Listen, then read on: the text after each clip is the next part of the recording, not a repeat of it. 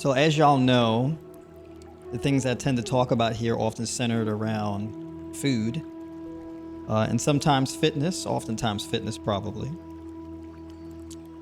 But I focus on food the most because we live in a consumerist society. And so we understand things through tangible consumption, right? We lack a deficit as far as having a healthy appreciation for experiences. Experiences are often secondary or even tangential to our pursuits, right? Tangential meaning in third place, right?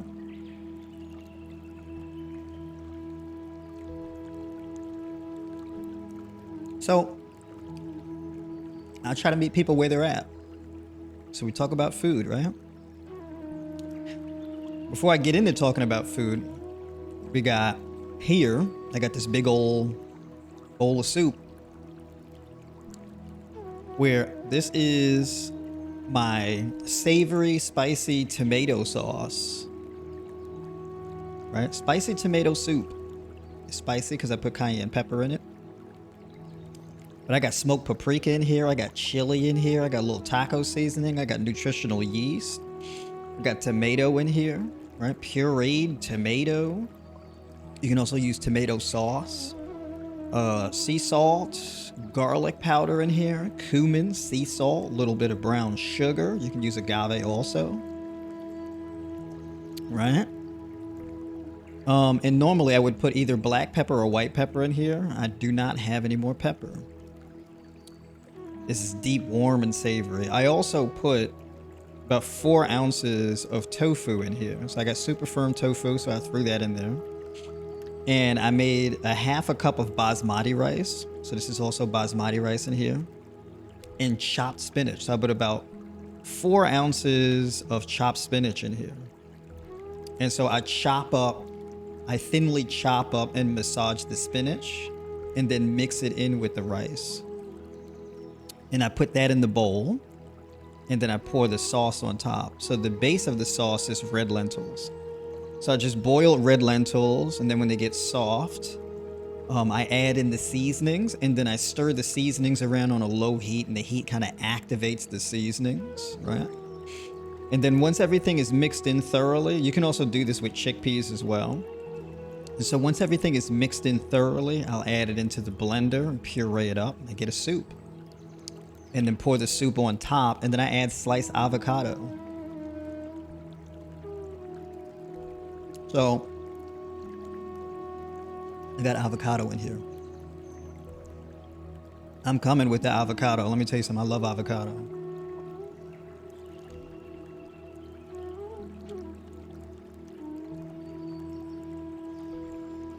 So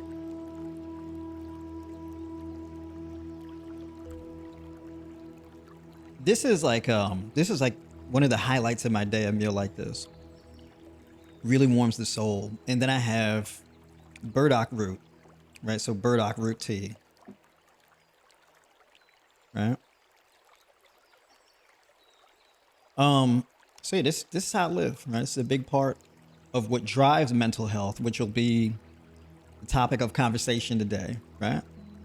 By the way, those of you who are tuning in, who are tribe members, y'all can jump into the voice chat and you can chime in, ask questions, things like that also. So I'm currently in the voice chat right now on Discord. If you're tribe members and you're watching this on the Tribe by Noire platform, there should be a button in the bottom right hand corner of the screen with the Discord icon. So you can tap that and jump into the Discord server. All right. So I talk about nutrition and chronic illness and building muscle and all of that type of stuff, but one thing that doesn't really get talked about much is the mental health implications of your diet. The thoughts you have, the moods you experience, sadness, anger, happiness, tiredness, motivation, whatever the case is, right? Arousal, right? Sexual arousal, whatever the case may be. The foundation of that is your mental health, your brain chemistry. And it's all just chemicals. That's all it is. It's just chemicals. It's just chemicals and minerals and everything just sloshing around together to create this soup, right? A high vibrational or low vibrational soup, and your brain kind of drinks up the soup, and then you feel and experience things. Your life gets filtered through this chemical soup. So all of your emotions, your thoughts, the restlessness at night, whatever the case may be, it's just all just chemicals, right? And neurotransmitters sending signals, do this, do that, stop this, turn this on, turn that off, get up, sit down, slow down, speed up. It's all just chemical signaling. That's all it really is. And you can improve that chemical signaling, and you can raise the vibration or the frequency inside your body. And when I say vibration or frequency, I'm not saying that as like a feng shui catchy term. I'm not saying that like as a spiritual guru. It's not what I'm saying that as. I mean, literally, this is math, right? Even colors themselves. Colors, we see colors, but those are just vibrations. That's all it is. They're just frequencies. And your eyes can tap into the frequency and it looks like a color. That's just what it is. Even if you're building like an app or a website, all of the colors have numbers associated with them, right? And in order for you to see a specific color in your website or in your app or whatever the case is, you need to put in the right code. So you put in a series of numbers, boom, a color comes up. Those numbers represent a frequency, right? So that's it. We see these things, it's just numbers. That's all it is. It's just numbers. It's just math. But we interpret it on like the canvas of life, and it gives us an image, right? Some of us, our eyes can pick up on certain frequencies, and some of us, we can't pick up on as many frequencies. So for example, women can see more colors than us men, right? They can see more colors than us. They can tap into more frequencies and interpret more colors than we can, right? They just have that access. It's a wild thing. So that's all it is. So when I say vibration, when I say frequency, that's what I mean. Your standard of health is just math, right? Whether it be your pH balance that governs your alkaline to acid ratio, that could be your blood pressure, that's numbers, your blood sugar, that's numbers, your resting heart rate, that's numbers, beats per minute, that's numbers, right? The rate that you breathe, VO2 max, that's numbers, all of it's numbers. So when I say vibration, when I say frequency, I'm implying energy with a numerical value. That's what I'm talking about. These are things that you can actually calculate. You can measure the frequency inside a person's body and tell the condition of their health in that moment, right? Inflows and outflows, that's it. And it's all governed by math, all of it. So when people say math is the universal language, that's what they mean. It's the language of the universe.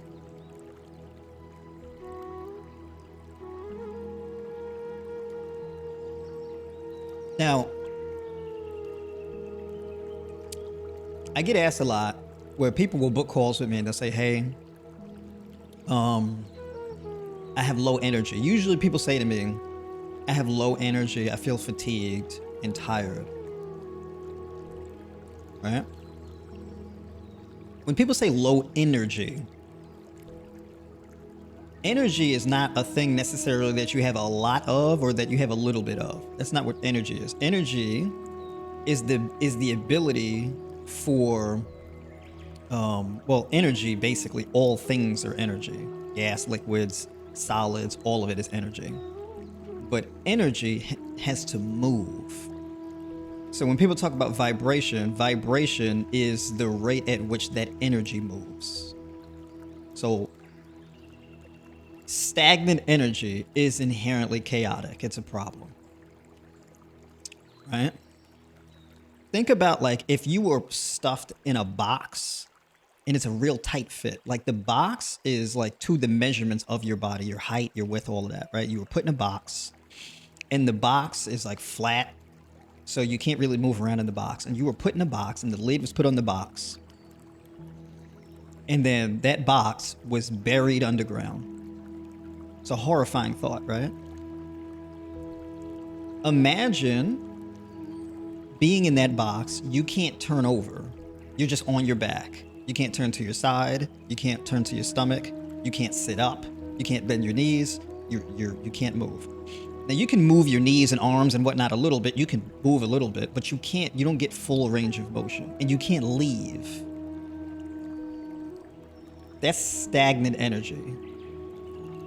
That's how stagnant energy in your body feels like.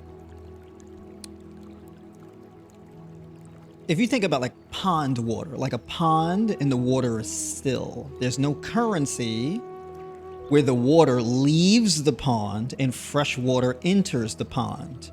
There's no inflows and outflows in the pond. This water is extremely toxic, meaning no mammal should be getting in that water. If you get in that water, you will get some type of pathogen. You get bacterial infections, you get viruses, you get parasites that crawl all up in your body and all this type of stuff, and you'll die from it. It's poisonous, don't drink it, all that type of stuff, right? Like a big law of nature, right? You don't drink from or use still water. Still water implies dead or dying things. Okay? Living things dissolve in still water because the bacteria and the parasites that live in that water, they consume whatever is put in that water. They're like little piranhas, right? Bad bacteria feeds on dead or dying things. Parasites, they feed on living things, but the more they feed, it becomes a dying thing and then a dead thing. Right? And if the parasite can't find something else to leech off of, well, then it dies and it gets consumed by the bad bacteria, right? So that's still water, but that's stagnation. That water can't flow. It can't go anywhere. It's trapped.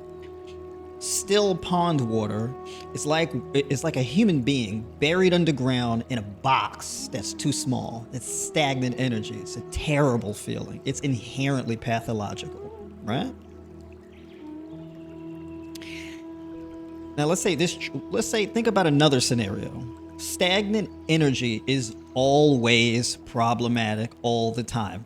This is like a universal law. Stagnation is inherently pathological. Okay?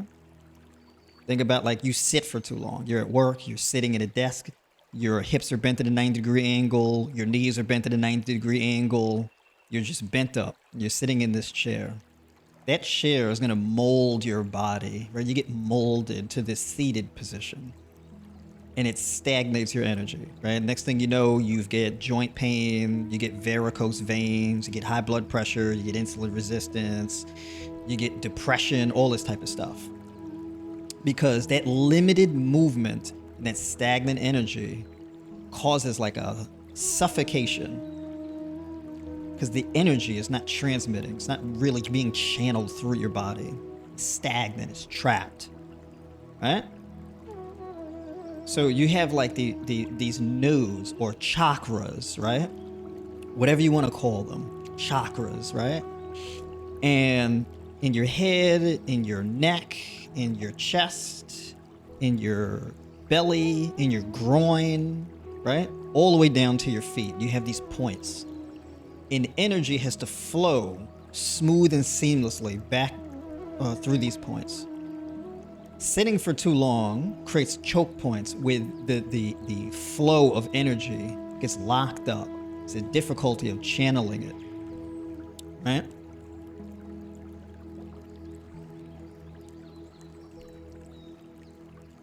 I can do this all day talking about stagnant energy, but just to make the point. Okay. And what I'm going to talk about today, that is a foundation where everything that I talk about and every suggestion that I talk about stems from the universal law of preventing energy from becoming stagnant, reducing stagnation, and reversing stagnation. Okay? Improving and optimizing inflows and outflows so that they're seamless. Okay? Everything that I talk about is governed by the universal laws, right? These are universal laws. When I say universal laws, I mean these laws apply to everything in our environment. There is nothing and no one that is exempt from universal law. Even when you go in outer space, these laws still govern the planets and everything in the galaxy, period. Everything in the universe. These are universal laws. Even the sun is not stagnant. The planets are not stagnant. Everything is vibrating, spinning, and rotating and flowing. Everything. Right?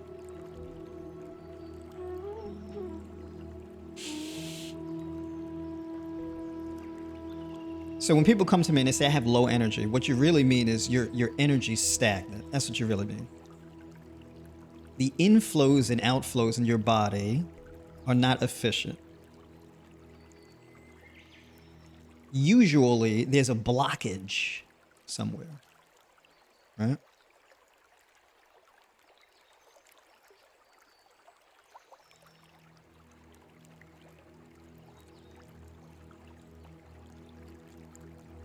Take like sleep quality. You want to go to bed at night. In order to go to sleep, you need some darkness. You need lights to be out, right?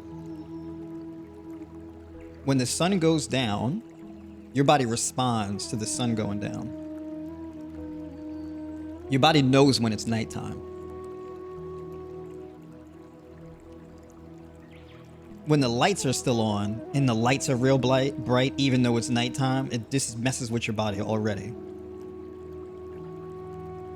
This is one of the major pitfalls of our society, by the way.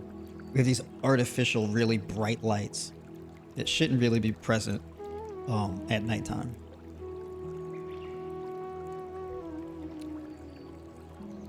Now, when the lights go out, your brain releases melatonin, right? During the day, you have serotonin. Serotonin is the substrate that your body uses to create and synthesize melatonin. So you have adequate levels of melatonin that your brain creates from the serotonin. When the lights go out and it's nighttime, your brain shifts, you go to a calming effect, melatonin releases, and you fall through the phases of sleep, right? There are things that can inhibit the flow of melatonin out and you going in through your sleep cycles.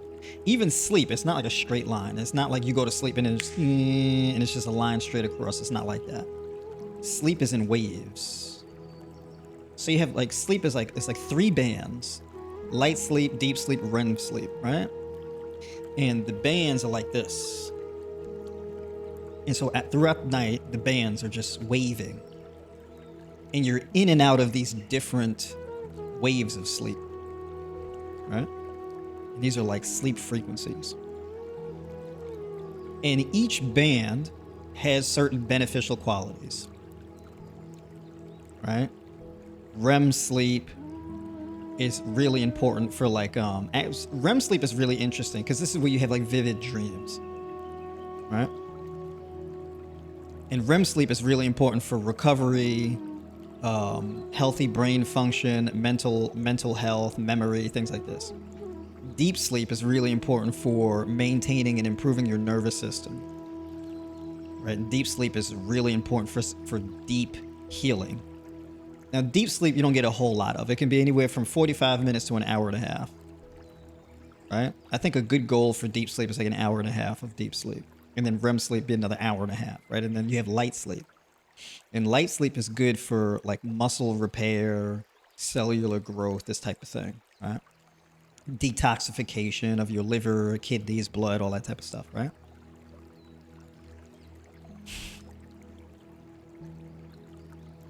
Throughout the night, you briefly wake up a little bit. You don't even realize when you've woken up.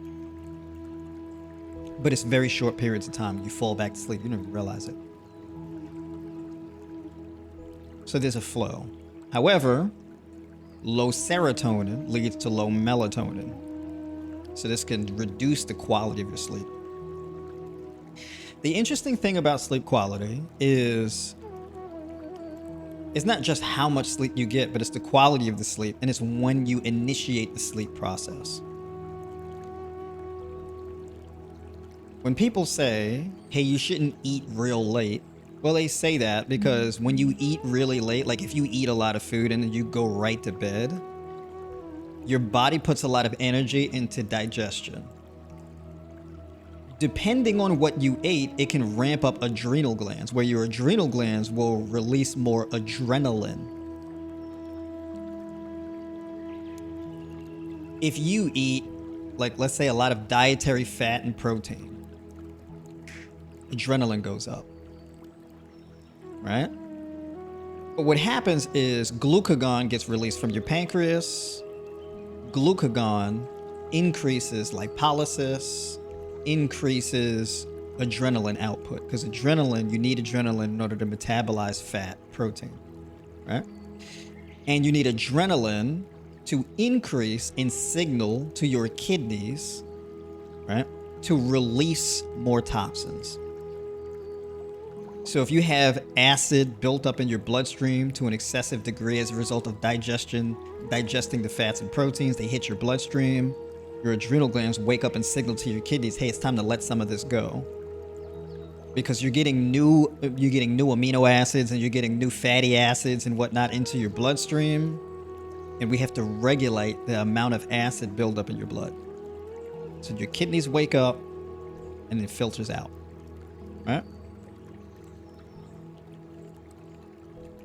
Your kidneys also your adrenal glands also signal to your kidneys to hold on to electrolytes, potassium, sodium, etc., magnesium, right? So there's a balance. When you're eating a lot of fat and protein, your body's like, hold on, wait a minute, there's no glucose in this. So there's no available energy to be used in this. So you're eating, but you're not getting energy from your food. So your body has to compensate by stimulating you and giving you more energy with the adrenaline. You don't really want an adrenaline spike when you're trying to calm down and go to sleep. Right? So if you eat a lot of fat and protein and whatnot, and then you throw carbs on top of that before you go to bed at night, you get this spike in adrenaline. You get this spike in blood sugar. And there's two different types of people. Either you'll be kind of wired and restless, or you'll have a massive crash and pass out. Now you can sleep real hard and then wake up the next morning groggy. Or you can sleep real light and wake up the next morning groggy or just really amped up from all the high cortisol. It's either or. This is, the flow is janky, right? It's too high or it's too low. You're going too high, you're crashing too hard. It's too turbulent. It's volatile. It's not smooth and seamless. That's what people are talking about when they're like, hey, don't eat too close to bed. I don't really adhere to the rule. It depends on what you're eating, right? So if you eat a few ounces, like if you eat 6, 8, 12, or 16 ounces of grapes before bed, it can actually act as a sleep aid. It's not going to keep you up all night, right? It doesn't have that same adrenal effect. Grapes actually help to reduce acid accumulation in your bloodstream. So basically you eat grapes, you get this nice little blood sugar spike that signals your adrenal glands to hold on to electrolytes, but the water richness and the vitamin C, the vitamin K, the antioxidants and whatnot help to dilate your vascular system, soften vascular tissues, ease digestion, and clear out your lymphatic channels more effectively, right? So basically you get a smooth flow through your lymphatic system, through your lymph channels, and then out through your kidneys, right? So you have a nice little urination, you get a relaxing of the belly, you get some good night's sleep. So it's a bit different, right? So food choice matters. A lot of the times when people have poor like energy, like, oh, I feel tired and fatigued all the time, it's usually a hormonal issue where you're insulin resistant. So when you eat carbs and you eat fats, usually people tend to eat them together, or they have a lot of fats and carbs together simultaneously. So you get this dual action where you get this increase in insulin and this increase in glucagon together. You just get this really elevated blood sugar.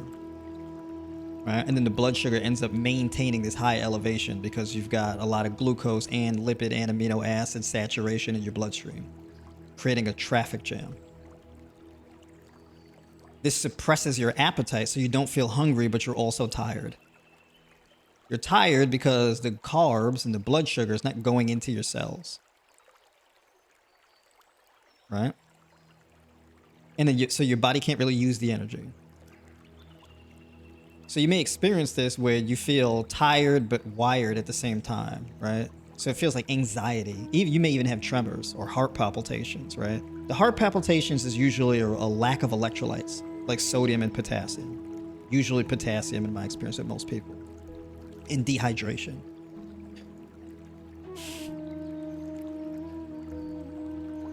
You feel tired, you need to get through your workday, so what do? I'm gonna drink coffee, or I'm gonna drink some type of Red Bull or a caffeinated beverage. So the blood sugar's still high. The adrenaline is high, the cortisol's high, and then you drink something caffeinated and it kicks up the adrenal glands even more. Then you urinate. You lose a lot of your electrolytes when you urinate because of like caffeine acts as a diuretic because it turns up your adrenal glands and signals to your kidneys to release more, filter your blood more. You just increase the output at your kidneys. So your adrenal glands tick up, kidney filtration ticks up. So you're ramped up, dehydrated. This is why people's like, oh, when I drink coffee, I feel dehydrated. Well, that's why, right? Caffeine is like a diuretic. When you get dehydrated, the dehydration and the lack of electrolytes, plus the insulin resistance with the high blood sugar, causes you to have high blood pressure. So your blood pressure runs up. Then you can feel heart palpitations. And it feels like anxiousness, anxiety, panic attacks, this type of thing.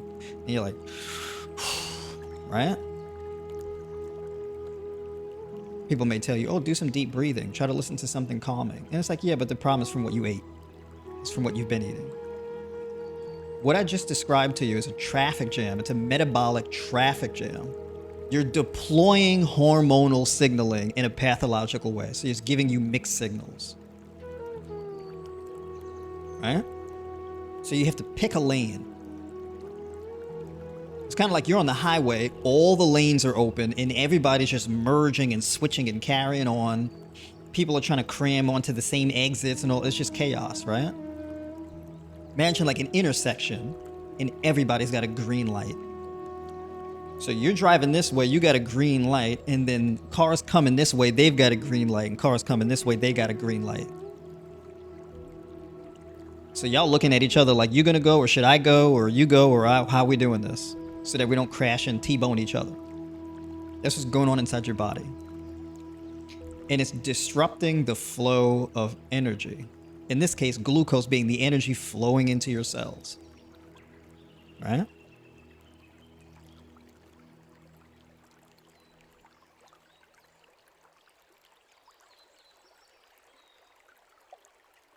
When you do this for long enough, it messes with your mental health because you feel it. It's like a prison. You always have this feeling in the back of your mind, something's not right. This is not right. I don't feel well. I'm tired. I can either eat caffeine to give me energy, or I can eat carbs to give me energy. Right? When I eat carbs, I just get the high blood sugar. I may get headaches. I may get high blood pressure. I don't feel good when I eat carbs. When I cut the carbs, then I just feel tired. I try keto diet. I cut all my carbohydrates. My diet's just fat and protein. But my cortisol's like really elevated, and I'm kicking on my adrenal glands.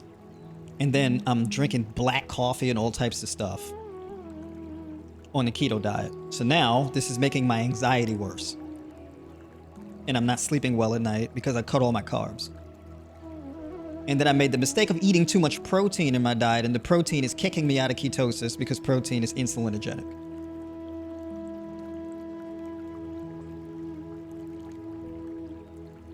So I don't know what to do.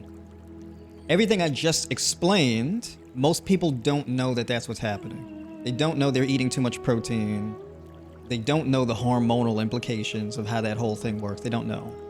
And then what they're doing with the caffeine. And you're drinking the caffeine, and then you put caffeine into your system, but your adrenal glands are becoming resistant. You're adrenal resistant. So you don't feel the effects. You don't feel that adrenaline rush from the caffeine like you used to. So you just keep piling in more adrenaline. This is like insulin resistance, except with adrenaline. So imagine being insulin resistant and then adrenal resistant. People call this adrenal fatigue. That's what people call this, by the way. So now you got low energy from the insulin resistance, and then you got low energy from the adrenal burnout. And you go throughout your work day, lethargia, anxiety, headaches, and then you try to go to sleep at night and have poor sleep quality. And this is every night. To the point you're like, I don't know what to eat because every time I eat, I don't feel good. And when I don't eat, I don't feel good. When I go to bed, I don't feel good. When I wake up, I don't feel good. And it's messing with my mood. It's messing with my mental health. I have depression because of it. So with the depression and the anxiety thing, that's how that builds up.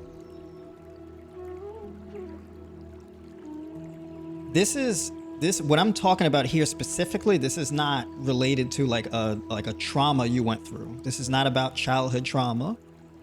This isn't about being in an abusive relationship. I'm not talking about that, because those things will make you depressed. I'm not talking about that. Right? I'm not trying to say, oh, you're going through trauma in your life. You're in a toxic relationship. You're in a bad environment. Just eat better. I'm not saying that's stupid. I wouldn't say that.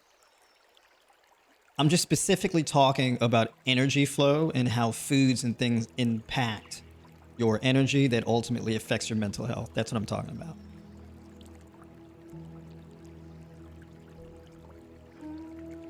The traumas that you experience that drive you into depression or anxiety, those are real things. However, they're undergirded by your diet and sleep quality. And your diet and sleep quality determine how well you operate under these traumas. That's the difference, right?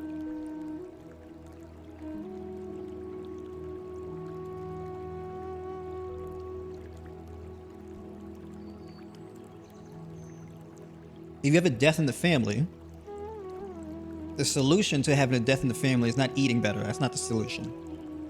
However, if you maintain a diet and lifestyle that facilitates seamless energy flow and facilitates better brain chemistry, you handle the loss better.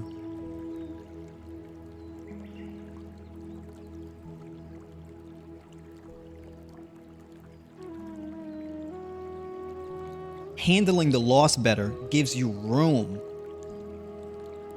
to handle the event that causes the trauma. It just gives you space. When battling with mental health issues and traumas and things like that, you need distance, you need space. And you need distance and space for a variety of reasons. First of all, you need distance so that you can see what's happening better. If you're too close to it, you can't see really what's happening. You're just in it, you're too close. Right? It's like if somebody doesn't know you that well, and let's say you have a death in the family, like your mom passed or something like this, right? They'd be like, they don't experience it the way that you do. So it's not going to affect them the way that it affects you, because there's way more distance between them and your mom than you and your mom. It's just distance. That's the only reason why. Now, if they knew your mom the way you knew your mom, it would hit them just as hard.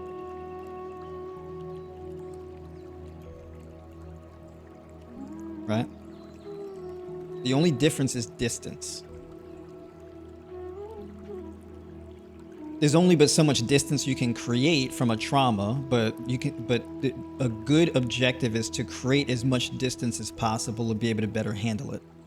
And when dealing with traumas, in my experience, you have to practice patience with it.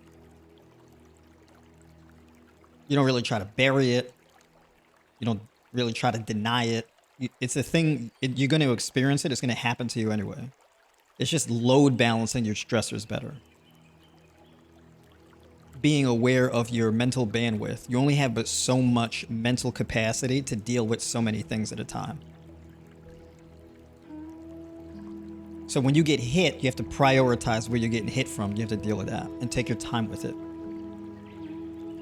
A lot of the times it's not a thing to solve. Like if you have a death in the family, there's not a solution to it. It's a thing, it's already happened. There's nothing to fix.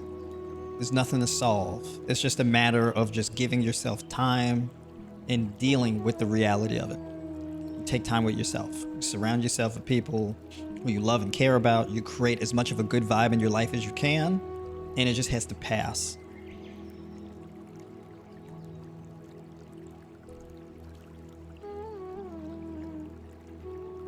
Think about like something falls off a top shelf, bam, hits you right in the head. Right? It hurts. You can't do anything to make it stop in the moment. It just hurts. You just get bust upside the head. You can't fix it or solve it. Just happened. That's it. You can't reverse time to make it so that you didn't get hit in the head. You just got hit, and it's just gonna hurt. You have to let the pain signal pass. That's all it is. Right? It's the same thing. Pain is pain, just on different degrees. But at the end of the day, fundamentally, it's the same thing. I'm not comparing losing a family member to getting hit in the head. I'm just saying, if you distill it down to pain, in a pain from an event that has already happened, you can't reverse it. It's the thing that's happened, right? You don't beat yourself up about it. You don't think, oh, I should have did this. You just, right? You gotta flow. You gotta ease up, right? What about food?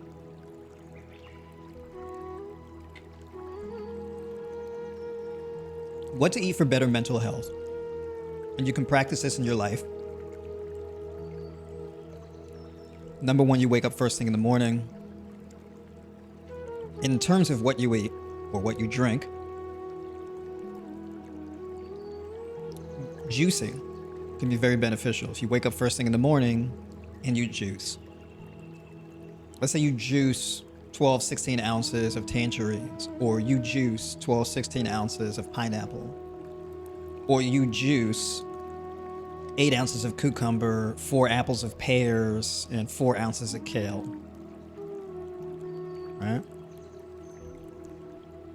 Or you juice mango and papaya. Right? But you juice in the morning. Why would you want to do this? The reason why you would do this is because that's a quick way to get an abundance of glucose, water, antioxidants, vitamin C, B vitamins, all that. Minerals, magnesium, loads of potassium, all of it. So you mineralize your body, you hydrate your body, you give your body an abundance of electrolytes, boom, first thing in the morning. If you wake up with high levels of adrenaline and cortisol pumping through your veins, and you drink that juice, that glucose brings down the stress hormones.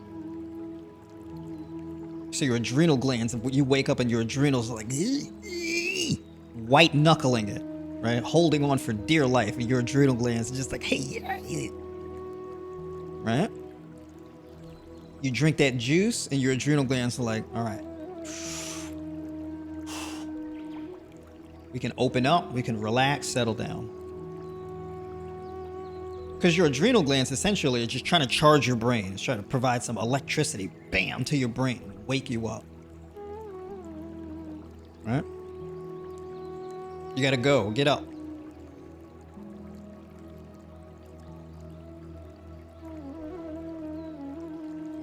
Now, what's interesting is you drink that juice, your blood sugar goes up, damn near in a straight line vertically, comes down real quick. Like 30, 45 minutes. It's incredible, right? I have diabetics. They drink in they juice in the morning. Their blood sugar numbers are better throughout the day on the days they juice. They don't do the juice, they cut their carbs, blood sugar's high all throughout the day. They're like, I don't understand this. I drink all of this sugary juice from the juicer first thing in the morning, and my blood sugar numbers are like better for the whole first half of the day, or the whole entire day. You just got a tremendous amount of electrolytes, vitamin C, water, and glucose. It's like if you were playing a video game and you got a health power up, that's what the juice is. It's just a shot of energy in liquid form. And you put it into your body and it flows into every cell in your body and supercharges your brain and has this calming effect. Juicing is extremely popular for that reason. People who are like avid juicers, they know what I'm talking about. They've experienced that. When they're like, I feel refreshed, I have more energy, I have better blood flow, I have this, I have that, I want to hug my kids. Right? When they feel, that's what that is. It has immediate effects on your brain chemistry. Boom. The brain fog goes away, mental clarity, all of that type of stuff. Your eyes clear up and you feel different. Right? It's a great way to start your day.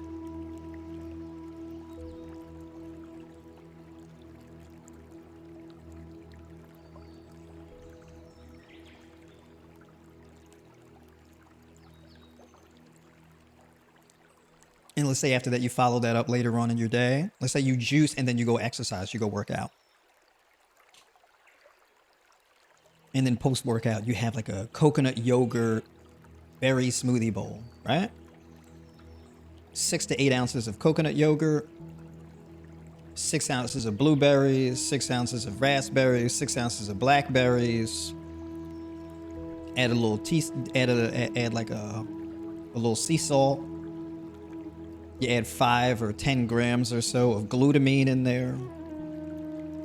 Right? You can even add in a little bit of agave or dates.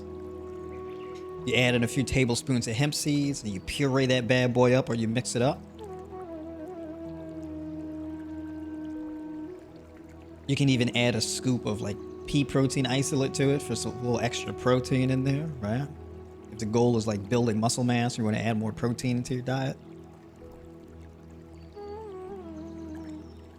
And basically what that is a tremendous amount of antioxidants. That type of meal reduces the stress throughout your entire body. You've got polyphenols, you've got carotenoids, you've got all types of stuff. You've got omega-3 essential fatty acids, omega-6, you've got digestive enzymes, you got all kind of stuff. Vitamin C, vitamin K, vitamin E, zinc, selenium, probiotic cultures, the works. Prebiotic fiber, the works. Soluble fiber that acts as a coating for your gut.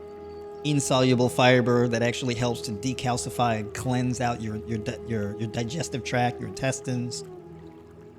You put the glutamine in there. The glutamine is used to repair your gut lining. This is really important if you're dealing with mental health issues because you've got a leaky gut. You got like a hyperpermeable gut. You got holes in your intestinal endothelium. As long as you have adequate vitamin D and then you add in the glutamine there, the vitamin D helps the body or is needed for the body to produce stem cells. And the glutamine is the amino acid used to create the protein structures to build new cells to repair your gut lining. So the coconut yogurt basically is just fermented coconut, so you get an abundance of good beneficial gut bacteria, so that helps to reverse gut dysbiosis. So there's that. So that one meal just does a ton of things. Electrolytes, antioxidants, hydration, gut repair, reversing gut dysbiosis, healing your gut microbiome. I mean, just all of this stuff. And all of that has a direct carryover because when you nourish your gut and your body on a cellular level, your brain is very aware of that on a deep subconscious level. and that affects your conscious behavior. Because when you reduce oxidative stress, when you reduce the damage to your cells, when you add in foods and chemical compounds that protect your cells from damage, this reduces anxiety. And this raises your vibration, because depression is exhaustion. That's essentially what it is. It's exhaustion. Right? You're depressed. You're just smashed down. It's a low state. When you protect your cells and you heal your gut, your brain goes, oh, that's amazing. I love that. Yes. And your frequency increases. High frequency implies good health. Low frequency implies bad health. Right?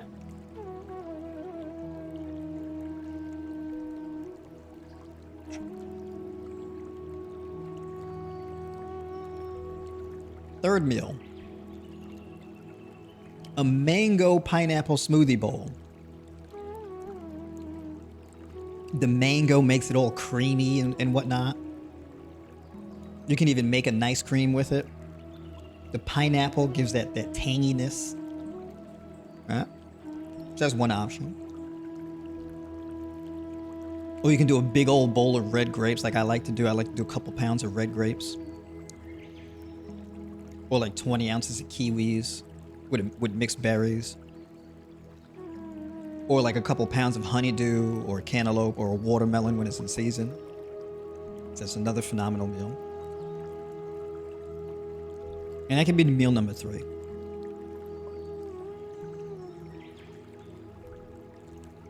Meal number 4 is more of a savory meal like this one. Right? Warm, savory, spicy tomato soup. Got in basmati rice in here, a few ounces of tofu, avocado.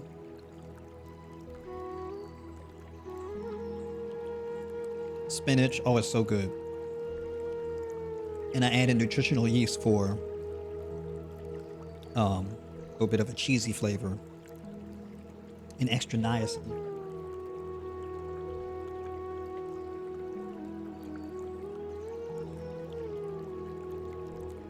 Can you take too much electrolytes? You can take too much electrolytes, but you can't get too much electrolytes from food. The most electrolyte-rich foods tend to be very water-rich. So, if you flood your body with electrolytes, you're also flooding your body with a lot of water from the food that you're getting the electrolytes from. Your kidneys pick this up and then releases the extra water and then holds on to the right amount of electrolytes. So your kidneys are like they're like security guards, or they're like factory or chemical plant workers. You need to maintain a certain amount of a substance. So you turn the valve and you let it come down, and then when it reaches a certain point, you shut the valve off and retain the rest. So that's what your kidneys do, right? So your kidneys will signal and release just enough to maintain a certain level, right? Electrolytes are needed to power or to electrically charge your cells. That's what electrolytes are for.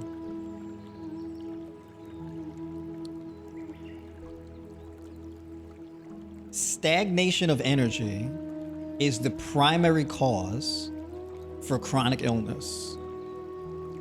Electrolytes destagnate energy. Right? Electrolytes increase the flow of energy throughout your cells.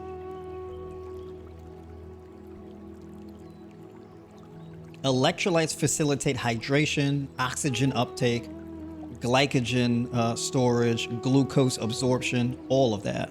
Electrolytes govern the power output and the energy throughout your entire body. Right? When you have a diet that's rich in electrolytes, that's probably the number one thing you can do to improve your mental health. Water, electrolytes, glucose. Right? And these things come in spades when it comes to fruit.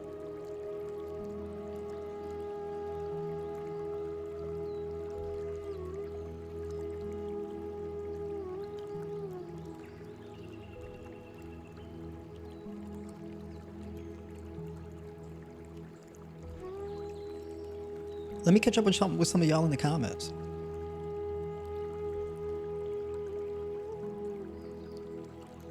If you feel heart palpitations or tension, what should you immediately do nutrition-wise? Yeah, if you're feeling heart palpitations, a lot of the times people experience heart palpitations from low sodium, low potassium, right? It's a dehydration thing. It's a low electrolyte thing. If you're feeling heart palpitations, you may want to do a checklist, right? To look at, when I look at my foods that I'm eating throughout the day, are these things hydrating? Am I consuming caffeine, right? Am I consuming, what's that called? Carbonated drinks, like fizzy drinks. Fizzy drinks, the problem with fizzy drinks is they reduce your electrolytes, particularly magnesium. So if you're drinking a lot of fizzy drinks, that can deplete your magnesium, right? If you're drinking a lot of sugary drinks, that can deplete your magnesium. And a lack of magnesium leads to things like heart palpitations. All right, so you want to think about that as well. Increased or excessive saturated fat in your diet reduces the absorption of magnesium in the intestines. And that can lead to a magnesium deficiency. This becomes compounded if you're vitamin D deficient. So if you're black, if you're melanated, you're deeply pigmented, you don't get much sun, you're not supplementing with vitamin D, you got a magnesium deficiency, this right here will wreck your health big time. Okay? And ladies, this is extremely important because you need that vitamin D and that magnesium in order to safeguard your uterus. All of this nastiness, endometriosis, fibroids, PCOS, all of this. You gotta protect your uterus, your reproductive system. So that vitamin D, that magnesium, that hydration. Right? And also be mindful of mold in your environment. Mold is a fungus, also known as mycotoxins, and you're inhaling these spores. Mold feeds on and breaks down dead and dying things. If you're going through chronic oxidative stress, mold will feed on the cells that have been damaged by the oxidation, and that mold will take hold in your body and thrive and expand. And that mold can take your life because it'll just keep eating and eating and eating all the dead and dying things in your body until there's nothing left.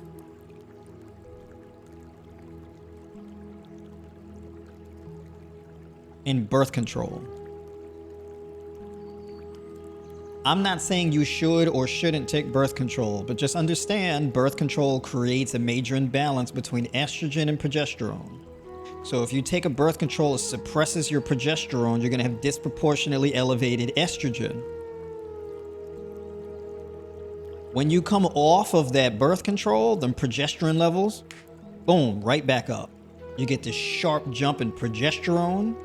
Your uterus will sense that, and your brain will start sending signals to grow things in your uterus. And it's my understanding that this is an issue that mostly affects black women.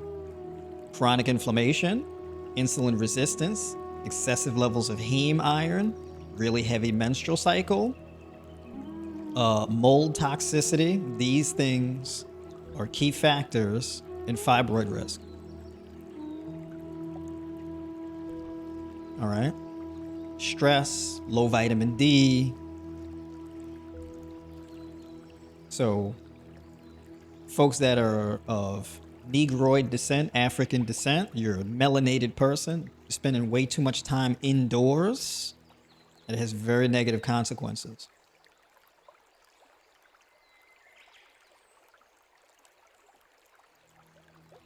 Low vitamin D destroys your sleep quality and your mental health, and then causes a whole bunch of other issues: fatty liver disease, kidney disease, diabetes, etc., gout, all types of nastiness, right?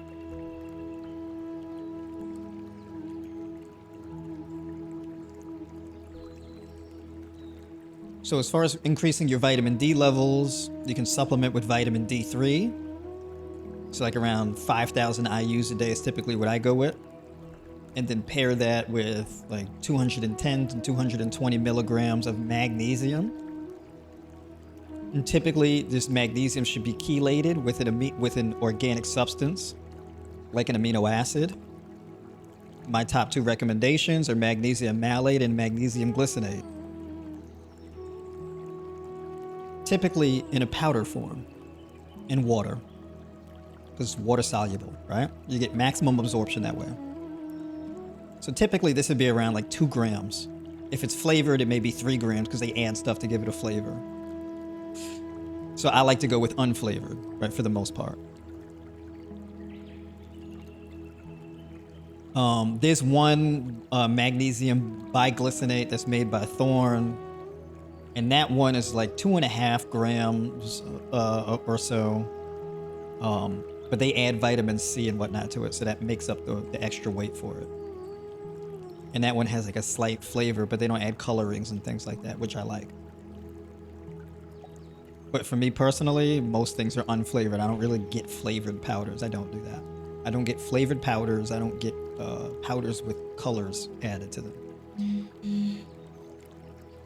There is a magnesium, I think that's made by Nutricost. It's like a fruit punch flavored, but the color comes from beets.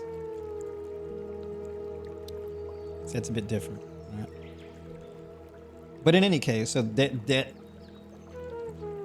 if it's 2 grams, and I'm saying, because people say you said 210 milligrams, but the scoop is 2 grams or 2.5 grams. Well, that's why, right? Because most of it is going to be that amino acid, and then like 12 to 14% of it will be actual elemental magnesium. All right. So just to clear up that discrepancy there.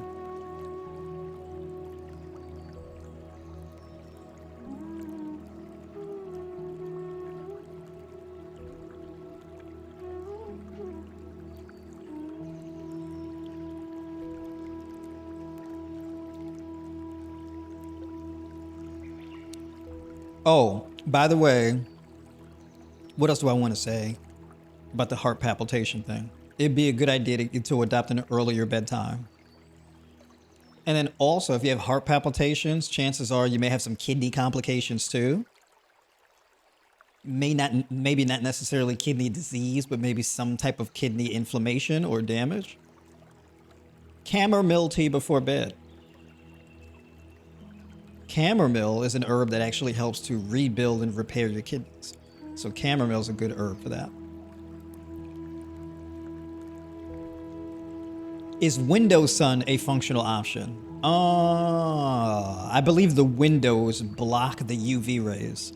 So you won't really be getting the UV rays. So if the window's open, yeah, sure, but closed windows through the glass doesn't really work.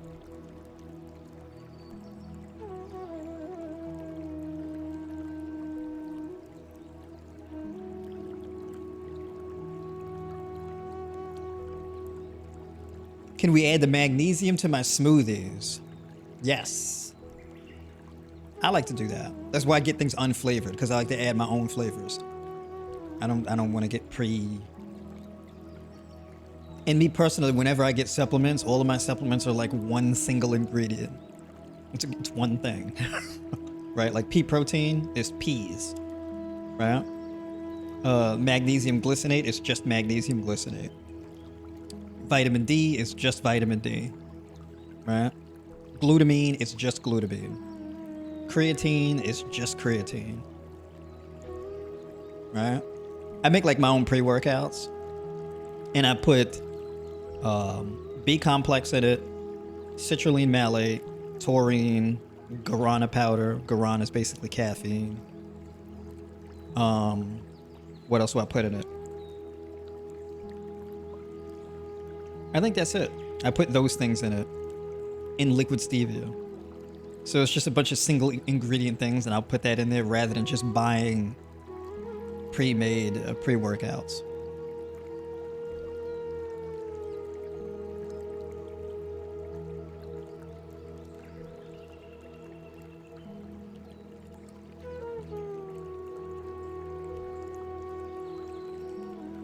I feel like I'm being called out right now.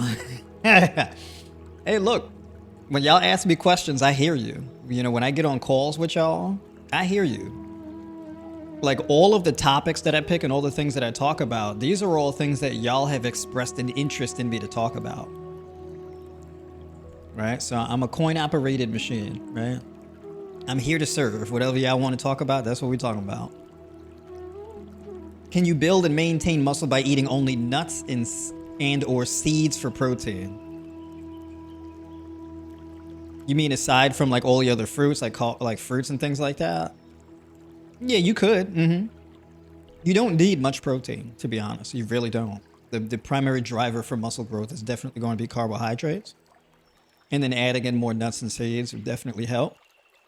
So yeah, you don't need much.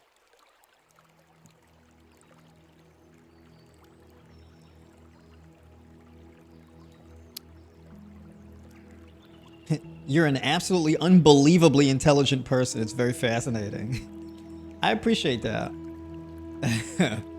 So, for me, what I do, right? So I have this habit.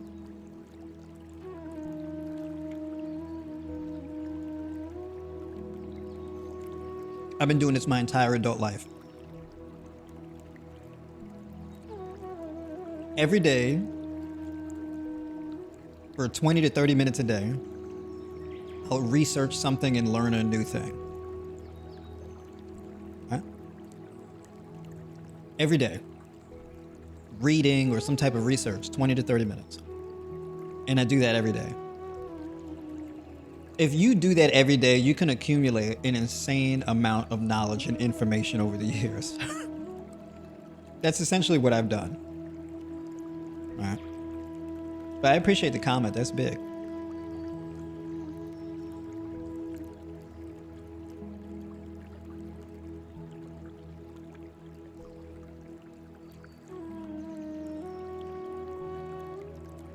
Does this include sparkling water? You mean about the like the carbonated beverages? I don't think sparkling water may have an effect to a degree, but I don't. I think it'd be very marginal though.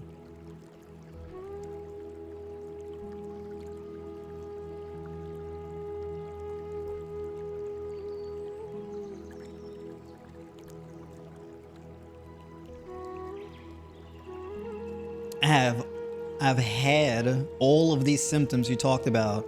I made a decision to remove all animal products out of my diet. How long would my body take to adapt to this new lifestyle? You can adapt pretty quick. You can adapt within a week, maybe 2. It depends. When you say adapt, what do you mean by adapt? Right? Because what I think is adaptation may be different than what you think is adaptation. So it depends on what you mean by that.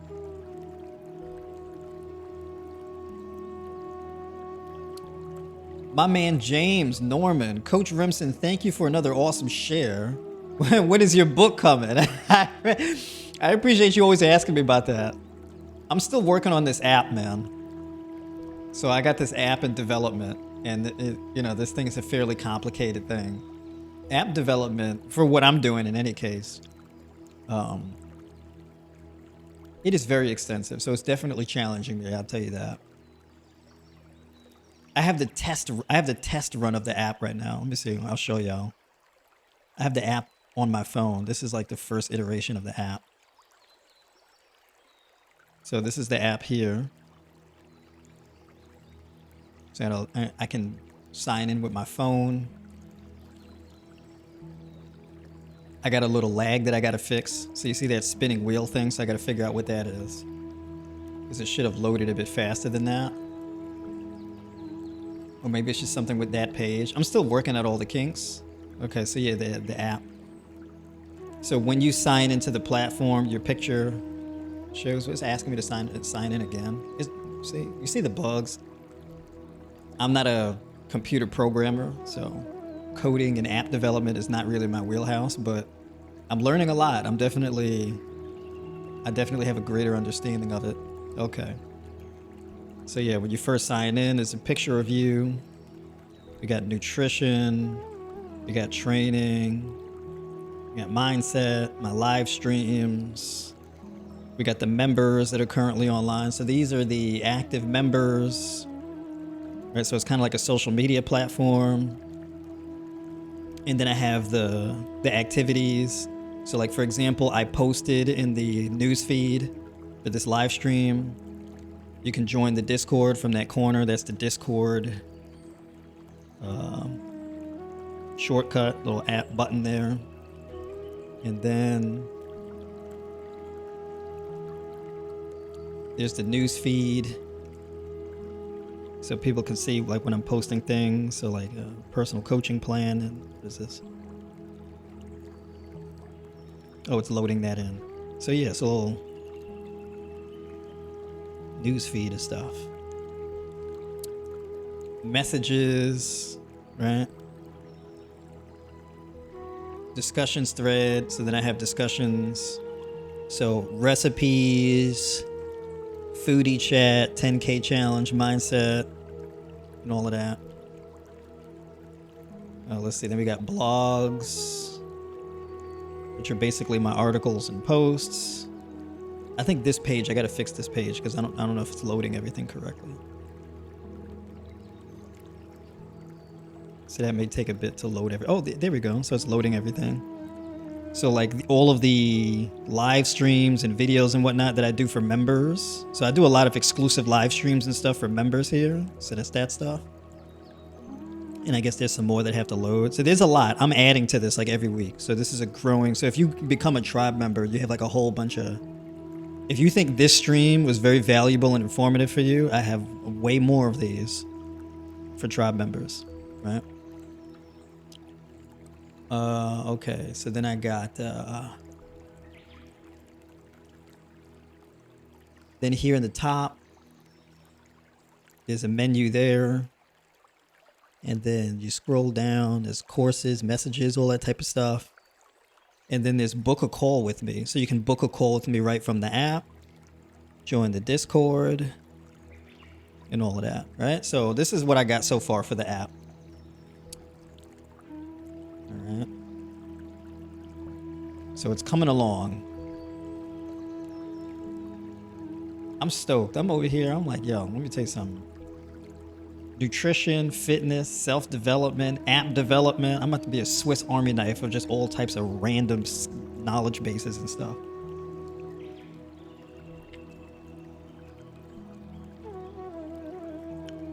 All right, let's see. What fruits have carbohydrates? Pretty much all of them. My results for B12 are close to 900. I heard if your B12 is too high, it is a sign of cancer risk. Is this true? Not necessarily. There's a lot more things that would be indicative of cancer risk than B12. People who are plant-based tend to have higher levels of B12 than omnivorous people.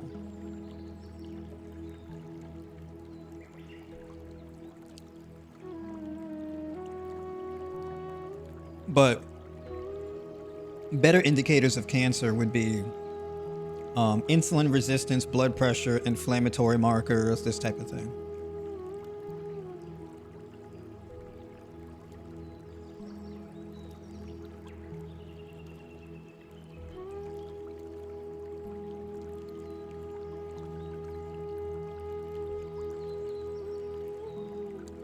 That's interesting. Can a goiter shrink completely?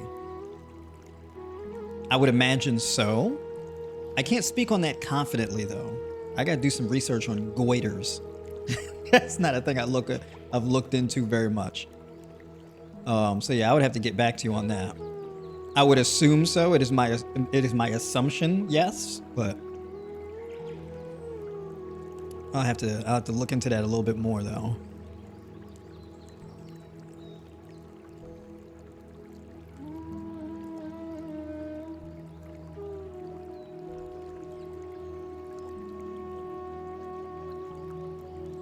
Mookie Joe, found my way back to the tribe. It's been a while.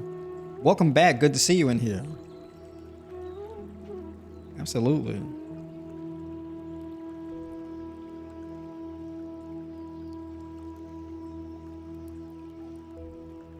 I've been diagnosed with GAD.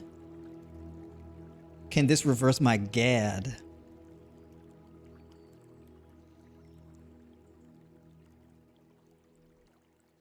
Do I know that it's something else? Do you mean GERD? Hold on a second.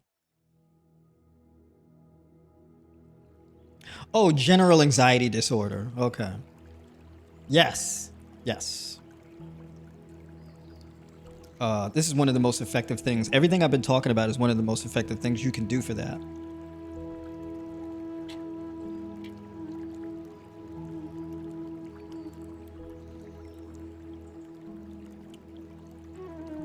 Yeah.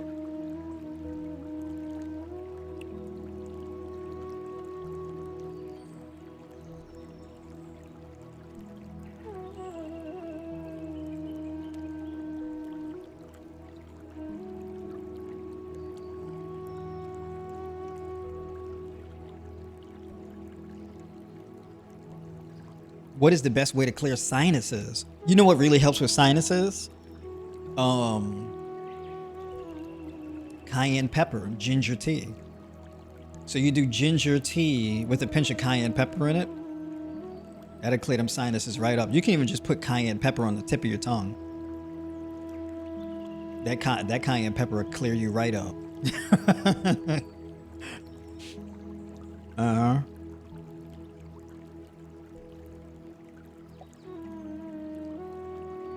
What is ginger and turmeric good for? Blood pressure, blood sugar, cardiovascular health. Works well as an aspirin also. Reduces joint pain, headaches. Good for reduction of overall inflammation. Yeah, all kind of stuff. Mm-hmm.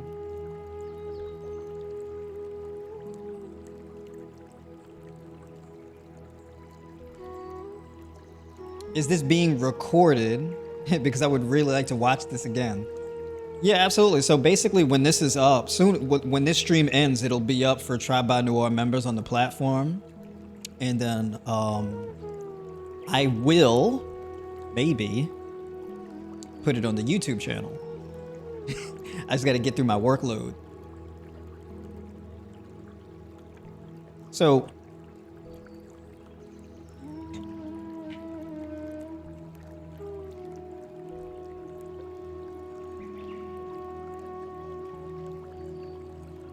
That's right. Mama Do said, book a call, guys. If you need help, you won't regret it. True.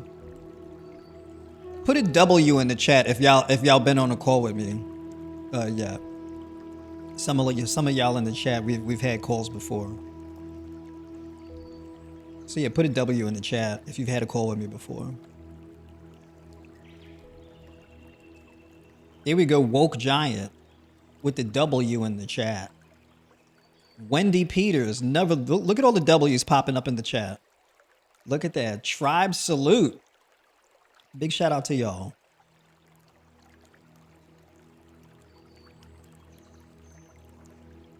That's right. We got W after W after W.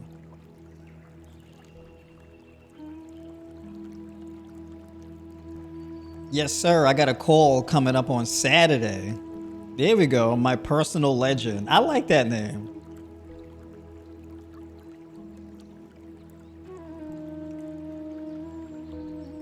That's right.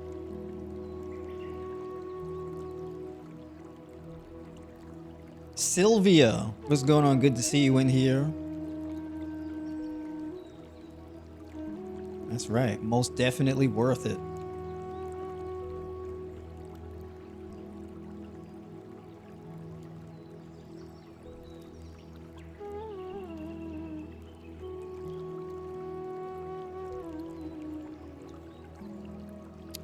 I was in the hospital recently last month due to high blood sugar.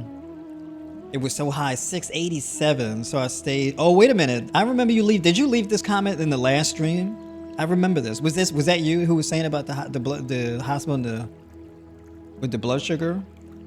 I gotta get more info on this, man. You good? You all right?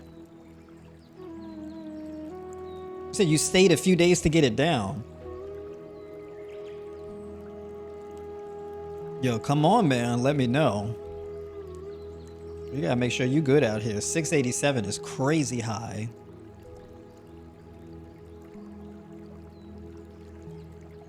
He over delivers on the calls. True. That's right.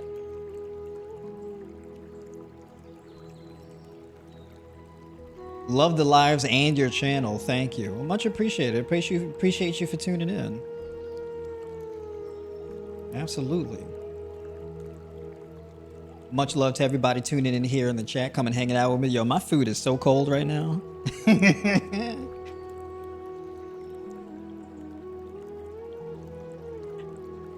My tea is cold.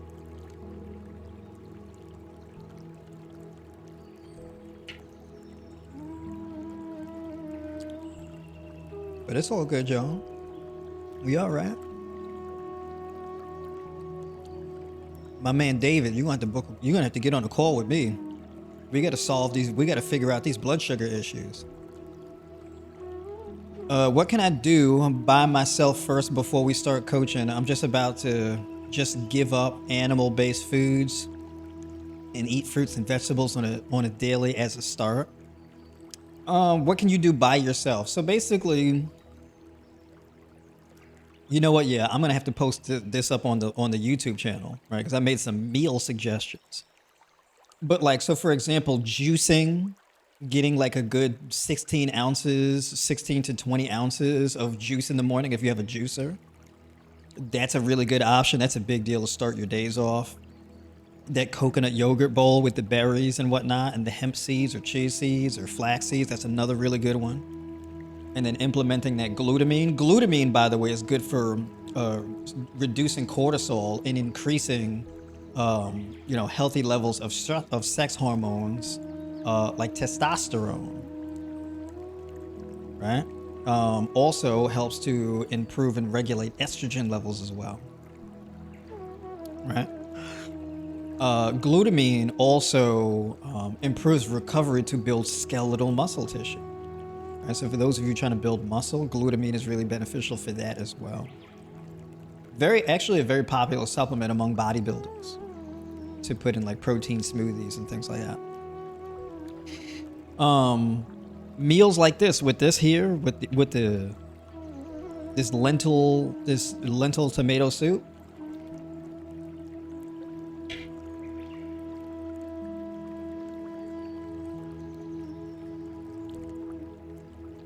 Grapes are a really good anti-anxiety food. Grapes are phenomenal for mental health. Grapes are phenomenal for mental health and digestion.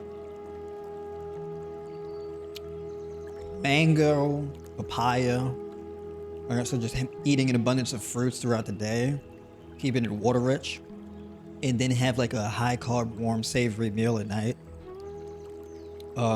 And then improving your sleep quality with, like, let's say you go to bed, before you go to bed at night, and this supplementation. So if I say to supplement with magnesium biglycinate and like 15 milligrams of zinc, that's really good for anxiety, depression, and insulin sensitivity, as well as blood pressure.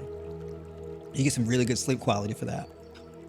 Magnesium and zinc combined together act as a sleep aid. If you wanted to go the more herbal route, ashwagandha or chamomile tea. All right. Those are also good before bed, as far as herbal teas are concerned. Pairing herbal teas with meals. So for example, this is burdock root, right? Burdock root is a really good one. Burdock root is good. It helps a lot with anxiety, regulates adrenal output. Also, burdock is really good for libido, right? Getting some heat in your pants.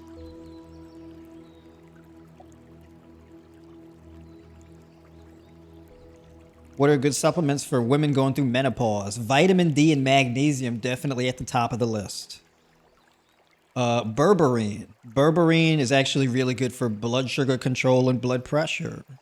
Berberine is also good for digestive health, reduces gas and bloating and things like that. So those are some good ones also. The big problem with menopause is that it creates insulin resistance and can also lead to high blood pressure.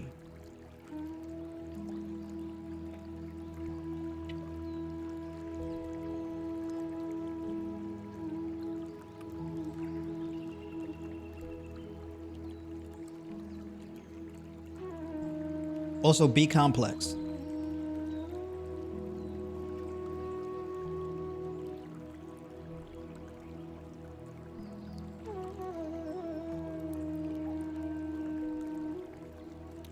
Is there a such thing as too much potassium? I eat a lot of bananas and potatoes, and it's high on chronometer. The only time potassium is like too much is if potassium is disproportionate to water intake. Which, if you're eating a lot of bananas and you're eating like plant-based foods and staying hydrated, potassium is not really going to be much of an issue for you. However, if you're chronically dehydrated and getting a lot of potassium, like let's say for like potassium supplementation, you can get excess potassium doing that. Or like potassium in a syringe, you can get too much potassium doing that. But from food, not really.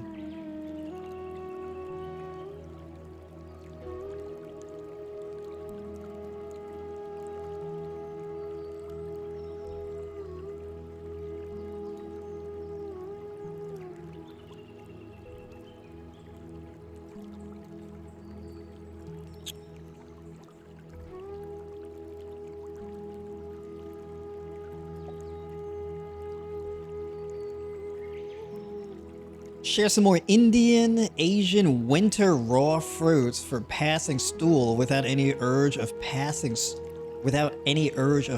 stool issues. I don't quite know what that means. Share some more Indian, Asian winter raw fruits. I'm not really that familiar with what's in season and different fruits like that in India. Are you in India right now? Because yeah, I've never been to India. So I am not at all familiar with the fruits on a seasonal basis and all that. So I don't know. India's beautiful, has a lot of really good biodiversity and fruits and herbs and things like that. India's phenomenal.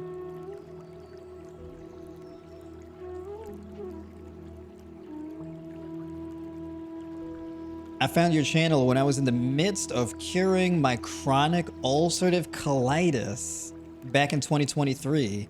Info from you and others has been life-changing.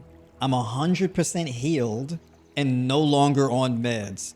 That's a big deal. Shout out to you and your success. Here we go. Moki Joe for the win. Big shout out to you. I'm glad you sorted that issue out. That's a big deal. That's a big deal right there, yeah. Do you have recommendations for allergies? Yes.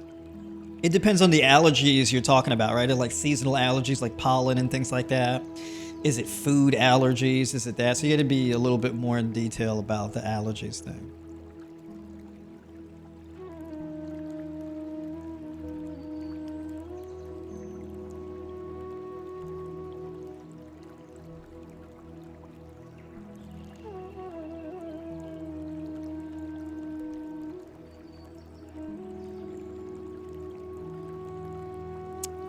Do you rate creatine? You mean do I take creatine? Right? I think there might be like a auto spell thing going on there. Yeah, I take creatine. I do like 5 grams of creatine a day. Sometimes I tend to miss it a lot though. I'm not that diligent with it. But yeah, creatine is awesome though.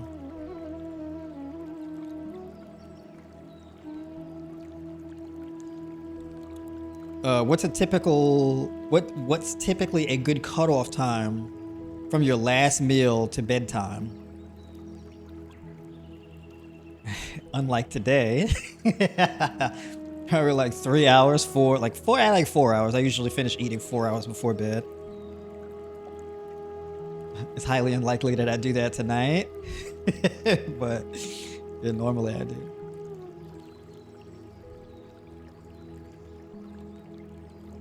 Best raw foods for protein. Rolled oats, hemp seeds, basically all your nuts and seeds, but mostly almonds and peanuts. And then as far as fruits that are rich in protein, cantaloupe, honeydew, what else? Tangerines are actually pretty high in protein. Kiwis, berries, those are good sources of protein also. Fruits are not necessarily high protein foods, but they add up. So basically within like 1,200 calories of fruit, you can get like 26 to 30 grams of protein, depending on what fruits you eat.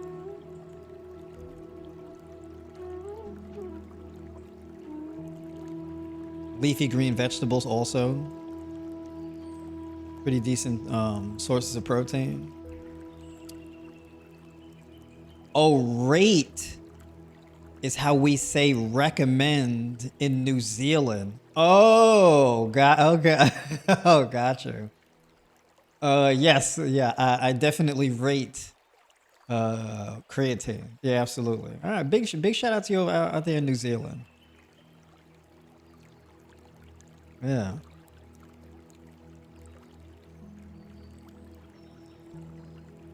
Is there any difference between training to build muscle and training to maintain muscle? That's interesting. So there is a difference. So if you're just training to maintain muscle, the intensity doesn't have to be as high. So basically, if I had to put like effort levels or levels of intensity with the training, you can measure intensity in terms of RPE or RIR. RPE is rate of perceived exertion or relative perceived exertion. And then RIR is reps in reserve, right? So RPE can be ranked on a scale of like 1 to 10, right? Let's say you do an exercise, you're just training to retain muscle or to maintain muscle, then you can train at an RPE of like 6 or 7. If you're trying to gain muscle, then you would train as close to 10 as you can. So you typically want to be at least at a 7. If you're training at an RPE of 6, this implies 4 reps in reserve. So that would be a 4 RIR. Okay. Let me know if that makes sense. I'm trying to explain it in a simple way. So yeah, if your max effort on a given set is 10 reps and you do 6, that's a 6 RPE. If you do 10, that's 100% effort. That's a 10 on RPE. My general training recommendation is max effort, very low training volume, and infrequent training. So generally speaking, resistance training should be anywhere from 60 to 90 minutes a week. You can do 10 minutes a day or 15 minutes a day, or you can do 20 to 30 minutes 2 to 3 times a week, 4 at the most. You do 4 times a week, your workouts will be more along the lines of 20 minutes, maybe 25. And within that 20 to 30 minutes, or within 10 minutes, depending on how frequently you train, your effort should be max effort, so a 10 RPE, with typically 1 set per exercise and a max training volume per exercise of 3 sets. Okay, 3 sets is a lot for a max effort, so I generally don't really recommend that for the whole training routine unless you're doing like you're adding a working set each week or something like that.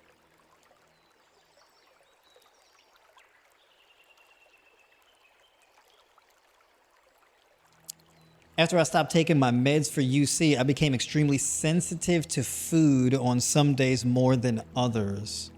Blending dark leafy greens has helped stop my allergy attacks, sneezing, and runny nose. That's interesting. You might want to try taking a food sensitivity test, and then also you may want to implement more probiotic foods in your diet.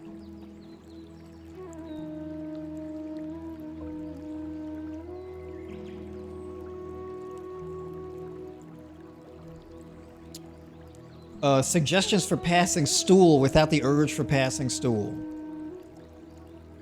There is, and I have a client from India actually, and he put me on to ajwan or ajwan, right? And it's an herb, it's really hot, similar to cayenne pepper, and that can actually help you to pass bowel movements. All right, so I know that may really help. When you say without an urge, right, this implies like constipation. So I think like herbs, herbal teas, ginger, things like this, turmeric would definitely help to loosen up your bowels. And then whatever the Indian version of grapes is, I would probably go with that. And melons. Melons help to really loosen up the bowels.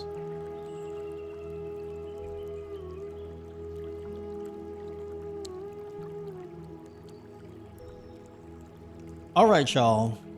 I've been on here for a bit. It's been real. Hit the link in the description of this video to book a call with me, or hit the link in the description in my bio if you're tuning in on Instagram if you want to book a call with me. All right. So I do one-on-one calls, and I'm running a 12-week mentorship where I do personalized coaching, diet planning, training plan, all that good stuff, right? So there's 3 tiers for the 12-week mentorship. And you can also join and become a tribe member, a community tribe member, right? And that one is like $25 a month, right? It's not that expensive at all. But basically, streams like this, you get the replays for all the streams that I do, right? So this stream is actually up right now for tribe members. All right. So,